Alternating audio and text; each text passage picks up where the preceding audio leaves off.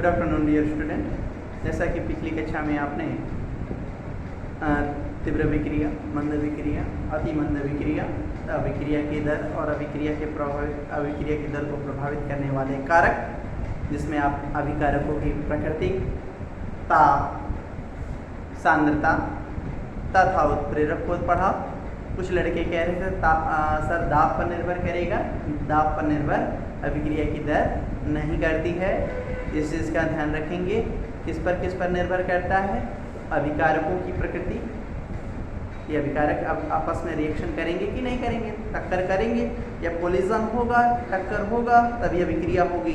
इस चीज़ का ध्यान रखिएगा कि टक्कर होने के लिए अभिकारक का सक्रिय होना अनिवार्य है। तो यदि अभिकारक सक्रिय ना हो तो उसकी प्रकृति पर निर्भर करेगा। तो अभिकारकों की प्रकृति, नंबर दूसरा ताप, नंबर तीसरा सांद्रता और नंबर चौथा उत्प्रेरक। उत्प्रेरक क्या करता है? तो पिछली वीडियो में हमने बताया था, सक्रिय ऊर्जा को घटाता है, अभिक्रिया की दर को बढ़ा देता है। नेक्स्ट टॉपिक शुरू करते हैं। उसमें है आपका दर समीकरण या दर नियम। अभिक्रिया का दर समीकरण, अभिक्रिया का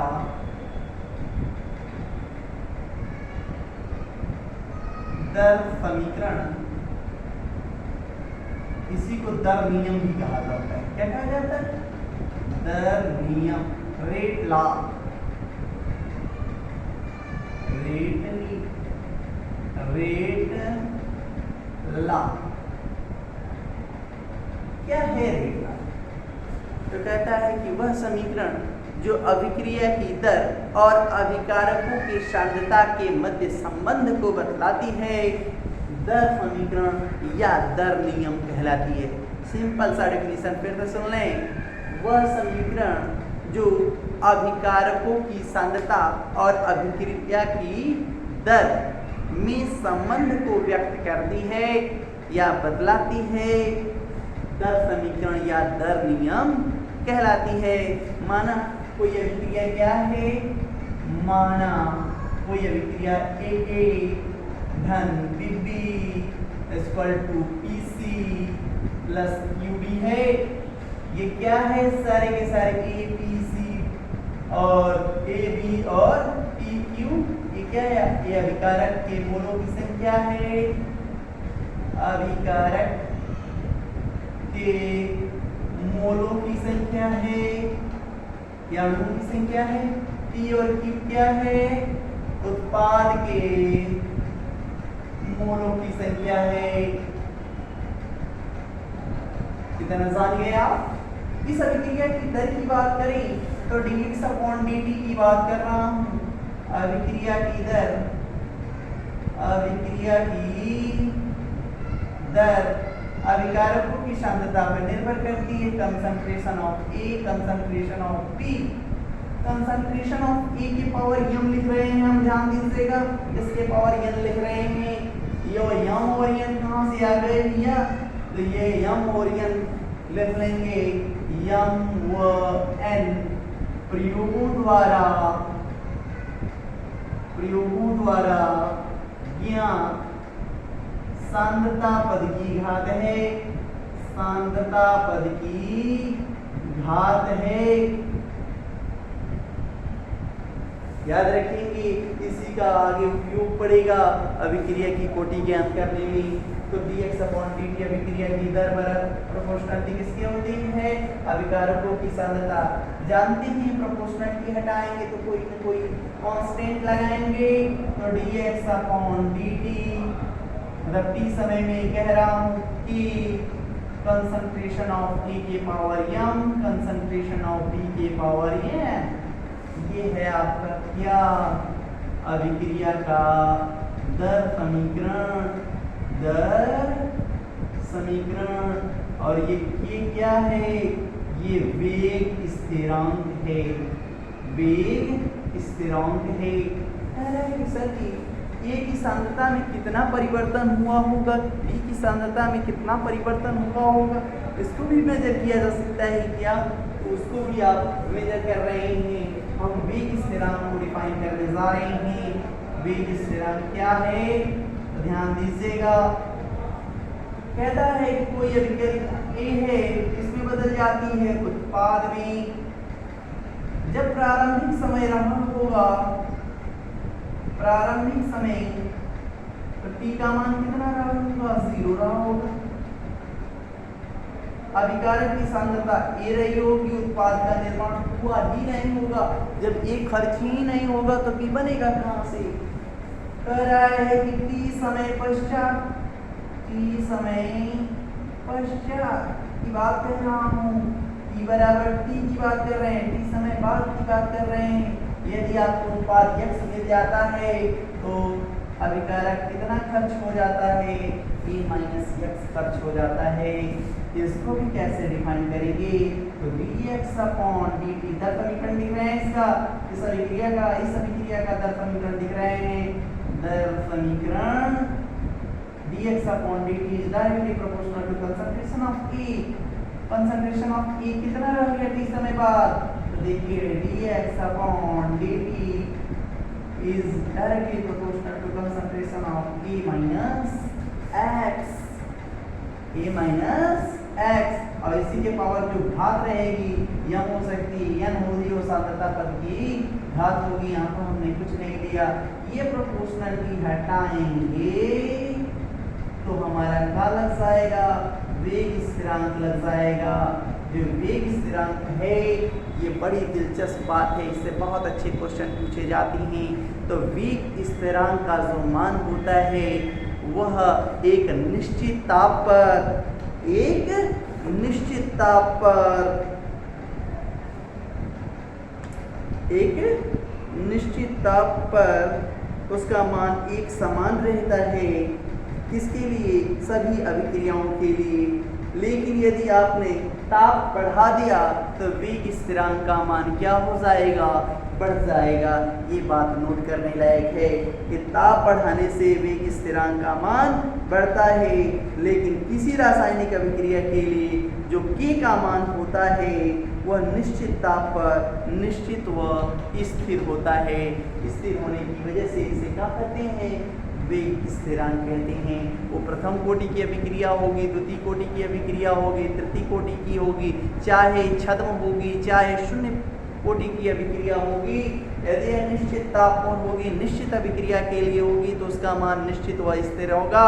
लेकिन यदि ताप आपने बढ़ाया तो अभिक्रिया का जो वेग स्थिरांक है उसका मान क्या हो जाएगा? ताप बढ़ाने पर बढ़ जाएगा। तो ये नोट पॉइंट करके आप इसी में लिख लेंगे। ताप बढ़ाने पर, यहाँ पर लिख देते हैं, ताप बढ़ाने पर अभिक्रिया का वेग स्थिरांक, अभिक्रिया का वेग स्थिरांक का मान बढ़ता है। इसको नोट पॉइंट करके नोट चिपका लेंगे। तो जान गए आपको सर जी कैसे ताप बढ़ाने पर अभिक्रिया का वेग स्थिरांक का मान बढ़ता है। तो इस चैप्टर के आखिरी में हम आपको आर्हीनियस का समीकरण बताएंगे। क्या ये इसको प्रूव भी करा देंगे कि अभिक्रिया का वेग स्थिरांक K बराबर K exponential A upon RT। देखिए ये T देख रहे हैं, टेम्परेचर ये है। इसको आप 2.303 से मल्टीप्लाई कर देंगे तो लॉग में बदल जाएगी। तो लॉग K हो जाएगा, लॉग A हो जाएगा, एक्सपोनेंशियल हट जाएगा 2.303 RT E अपॉन RT हो जाएगा। इसको हम प्रूफ करेंगे, वहाँ पर बताएंगे। आर्हीनियस का समीकरण है जो ताप और अभिक्रिया के वेग स्थिरांक में संबंध को बतलाता है।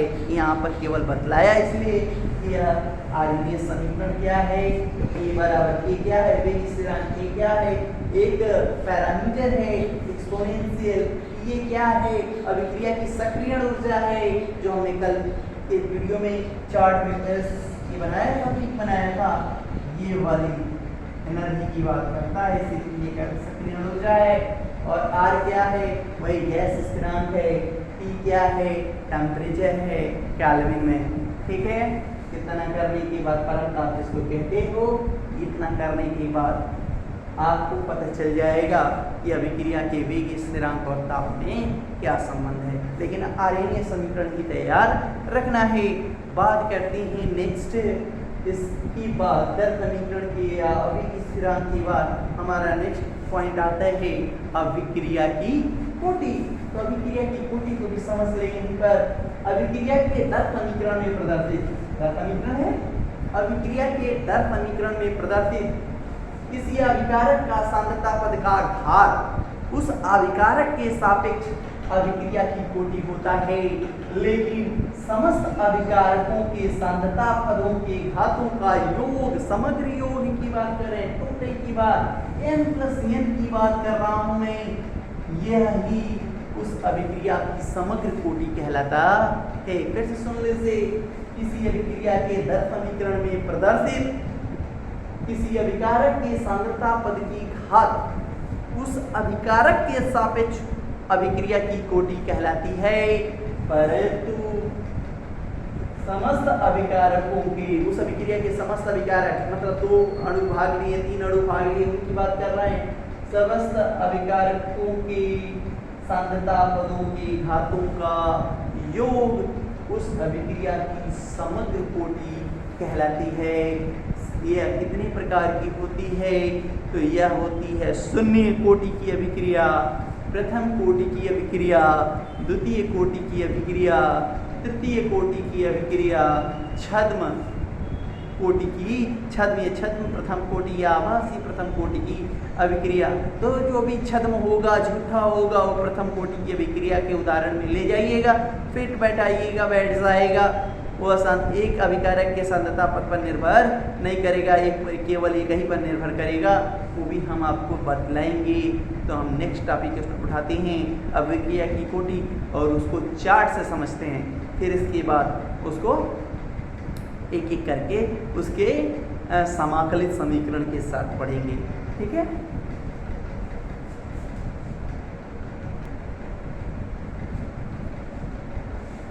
अभिक्रिया की कोटि में समझिए, अभिक्रिया की कोटि क्या है? तो हमने माना कोई अभिक्रिया AABB = PC + QD, अभी हमने बतलाया इसी पर, इसीलिए हम इसी को ले रहे हैं। कह रहा है अभिक्रिया की कोटि को फिर से डिफाइन करिए सर, हमें नहीं याद हो पा रहा है। तो कह रहा है कि किसी जिस अभिक्रिया की बात कर रहे हैं उसकी बात कर रहे हैं, अभिक्रिया के दर समीकरण में प्रकट, इसका दर समीकरण क्या होगा? dx/dt। दर समीकरण क्या होता है? अभिक्रिया की दर और अभिकारक की सांद्रताओं के मध्य संबंध, कंसंट्रेशन ऑफ A के power m, concentration of B के पावर n। फिर से कह रहा हूँ ये A और B नहीं लिख सकते, कारण ये क्या है? मोलों की संख्या है और ये सांद्रता पद की घात है, m व n प्रयोगों द्वारा ज्ञान सांद्रता पद की घात है।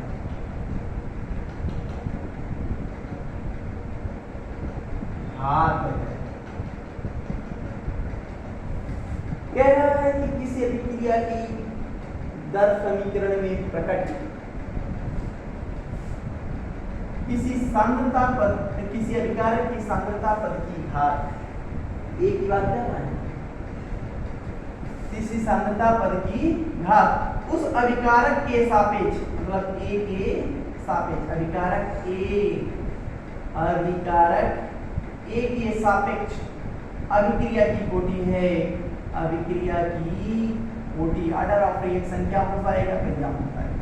फिर से सुन लीजिए, किसी अभिक्रिया के दर समीकरण में प्रकट किसी अभिकारक की सांद्रता पद की घात उस अभिकारक के सापेक्ष अभिक्रिया की कोटि कहलाती है। तो A अभिकारक के सापेक्ष अभिक्रिया की कोटि क्या हो गई? m।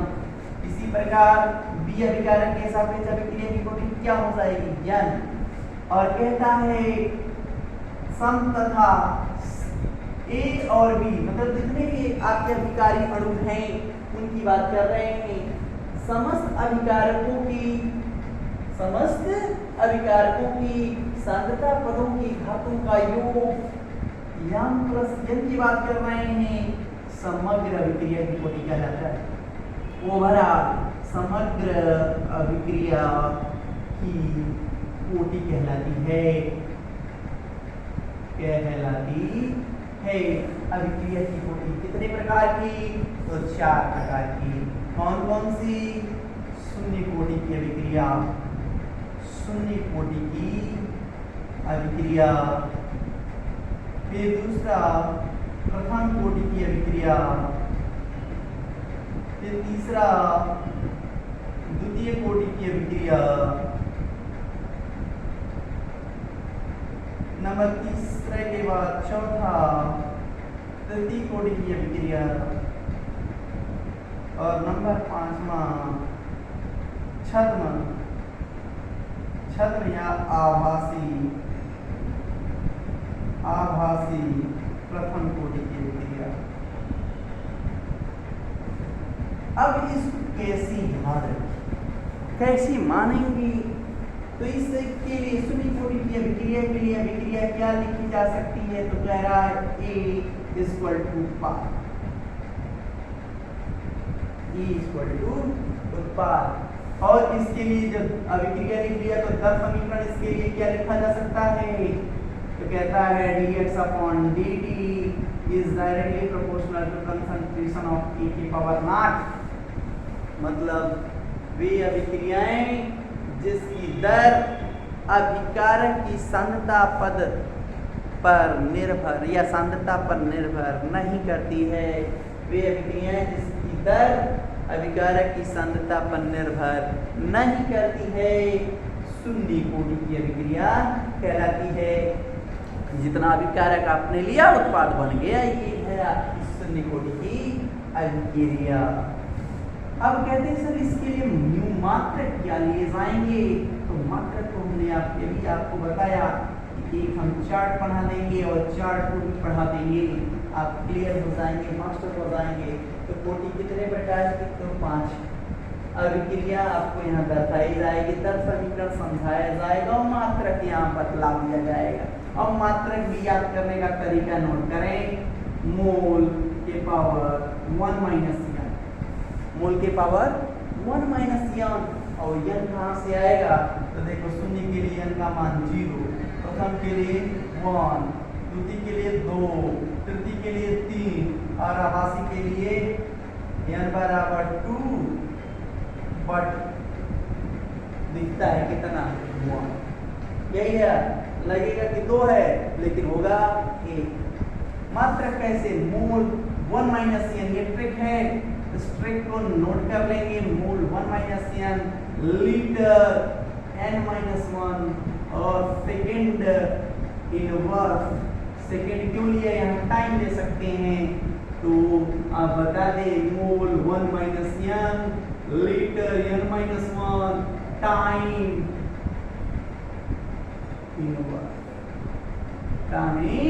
इनवर्स। इससे किसी भी अभिक्रिया की कोटि का मात्रक निकाल सकते हो। यदि समय हमने सेकेंड में लिया है तो इससे, यदि कुछ भी लिया है, मिनट लिया है, तो यहाँ टाइम की जगह मिनट लिख दीजिएगा, सेकेंड लिखना है सेकेंड लिख दीजिएगा, आवर नहीं मिलेगा, परेशान न होइएगा, आवर नहीं मिलेगा, मिनट और सेकेंड ही मिलेगा। कहता है प्रथम कोटि की अभिक्रिया के लिए क्या होगा? तो dx अपॉन dt कैसे लिखेंगे? ए बराबर उत्पाद अभिक्रिया हो गई, dx upon dt directly proportional to concentration of A के पावर 1। यदि सांद्रता पद की घात, तो वे अभिक्रिया जिसकी दर एक अभिकारक के सांद्रता पद की 1 घात के समानुपाती होता है, प्रथम कोटि की अभिक्रिया कहलाता है। इसके लिए देखिए 2A बराबर उत्पाद, द्वितीय की बात कर रहा हूँ, या A धन B बराबर उत्पाद, तो 2 दर समीकरण लिखे जा सकते हैं या करके। क्या हो जाएगा? dx upon dt is directly proportional to concentration of A की पावर 2। ये 2 नहीं है, ये सांद्रता पद की घात प्रयोगों द्वारा ज्ञात वैल्यू है, ठीक है। ये समान हो भी सकता है और नहीं भी। dx upon dt is directly proportional to concentration of A और कंसंट्रेशन ऑफ B के पावर B 1, तो 1 और 1 कितना होगा 2। द्वितीय कोटि की अभिक्रिया हो गई कि नहीं हो गई। चलिए तृतीय में देखेंगे वैसे ही 3a = उत्पाद a धन 2b बराबर उत्पाद 2a धन b बराबर उत्पाद और a धन b धन c बराबर भी उत्पाद। ये 4 तरह के रिएक्शंस हो सकते हैं। सबके लिए दर समीकरण लिखेंगे, अलग अलग लिख सकेंगे। इसके लिए क्या होगा देखिए a धन b बराबर उत्पाद, लेकिन इसमें कंसीडर है ये जो लिया जाएगा a चाहे b उसमें कोई आधिक्य में लिया गया होगा, एक्सेस में लिया गया होगा। तो जो भी पदार्थ ज्यादा मात्रा में लिया जाएगा वह उसकी सांद्रता निर्भर मतलब समय परिवर्तन के साथ उसकी सांद्रता परिवर्तित नहीं होगी। मुख्यतः जल की बात करते हैं, जल की सांद्रता परिवर्तित न होने के कारण उसको नहीं लिया जाएगा। केवल इसके लिए दर समीकरण में क्या परिवर्तित होगा dx/dt is directly proportional to concentration of A के पावर 1 B के पावर 0। तो ये आपका हो जाएगा छद्म प्रथम। देखिए कहीं है A पर निर्भर कर रहा है B पर नहीं। मात्रक निकालने चलो, देखो वीरों मात्रक तो आसानी से निकाल पाओगे। मोल 1 - 0 क्योंकि इसके लिए की वैल्यू कितनी है 0। लीटर 2 - 1 सेकेंड इनवर्स, तो मात्रक क्या हो जाएगा mole litre inverse mole litre second inverse. इसके लिए हो गया सुनिए, इसके लिए हो गया सुनिए के लिए मात्रक मोल लीटर सेकेंड इनवर्स। तो याद करोगे, ट्रिक याद रखोगे, वैल्यू आ जाएगी। देखोगे के लिए शून्य कोटि की अभिक्रिया के लिए हो गया, प्रथम के लिए निकालने जाएंगे, बहुत ज्यादा इंपॉर्टेंट है। मोल 1 - 1 लीटर 1 - 1 सेकेंड इनवर्स। सूत्र में रखा हूं ये की वैल्यू केवल देखोगे है पूरा खत्म, क्या बचेगा सेकेंड इनवर्स। तो सेकेंड इनवर्स किसका मात्रक होता है प्रथम कोटि की अभिक्रिया का मात्रक। और याद रखिए एक चीज ध्यान से कि आपको यही दो पढ़ने भी हैं, ये नहीं पढ़ने हैं फिर भी मात्रक बतला दें। तो ये क्या हो जाएगा मोल 1 - 2 लीटर 2 - 1 सेकेंड इनवर्स। तो इसका क्या हो जाएगा litre mole inverse second inverse. ये द्वितीय कोटि की अभिक्रिया का मात्रक हो जाएगा। लीटर पहले लिए क्योंकि धनात्मक थी, आप ऐसे भी लिख सकते हो, गलत नहीं होगा।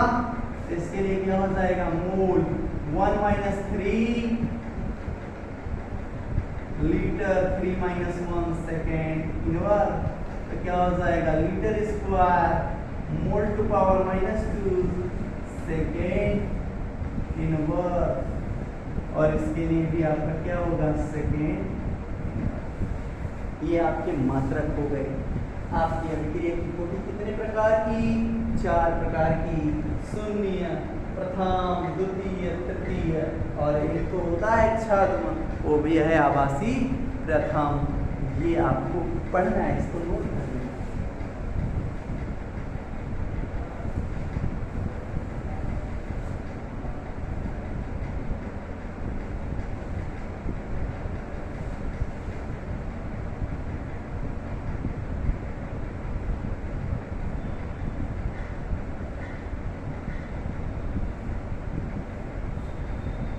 अब हम एक एक कर शून्य कोटि की अभिक्रिया की बात करेंगे। तो जब शून्य कोटि की अभिक्रिया शुरुआत करेंगे तो शून्य कोटि की अभिक्रिया किसे कहते हैं, फिर उसकी बात करेंगे, उससे आधारित क्या क्या क्वेश्चंस बन सकते हैं उस पर भी डिस्कस करेंगे। साथ ही साथ उसके समाकलित दर समीकरण की बात करें जो बहुत ही ज़्यादा इम्पोर्टेंट है। समाकलित दर समीकरण की बात करेंगे। समाकलित दर समीकरण के बाद उससे रिलेटेड ग्राफ की बात करेंगे और ग्राफ के बाद हम उस पर आधारित समीकरण की बात करेंगे। कौन कौन से समीकरण हैं, कौन कौन से एग्जाम्पल हैं जो शून्य कोटि की अभिक्रिया के हैं। तो पढ़ाने की थोड़ी सी टेक्निक हम बदलते हैं। यहाँ से शुरुआत जो करेंगे वो स्टैंडर्डाइज होगा, थोड़ा सा कॉन्सेप्चुअल होगा, समझने का प्रयास करेंगे, समझ में आएगा ज़रूर। फिर आप प्रथम में आएंगे, मैं फिर से बात करूँ, शून्य पढ़ना है, प्रथम पढ़ना है, छद्म प्रथम पढ़ना है, आभासी प्रथम पढ़ना है, कहने का तात्पर्य द्वितीय और तृतीय आपके पाठ्यक्रम में नहीं है, कोविड के नहीं, पहले से ही नहीं है, पर फिर भी कंपटीशन में पूछा जा सकता है, इसलिए उसको पढ़ाया जाएगा। ठीक है, आज के लिए इतना ही। फिर हम नेक्स्ट डे शून्य कोटि की अभिक्रिया, प्रथम कोटि की अभिक्रिया, द्वितीय कोटि की अभिक्रिया, तृतीय कोटि की अभिक्रिया के लिए हम समाकलित दर समीकरण की बात करेंगे विथ एग्जाम्पल, और उससे आधारित प्रश्नों की भी बात करेंगे। ठीक है, धन्यवाद।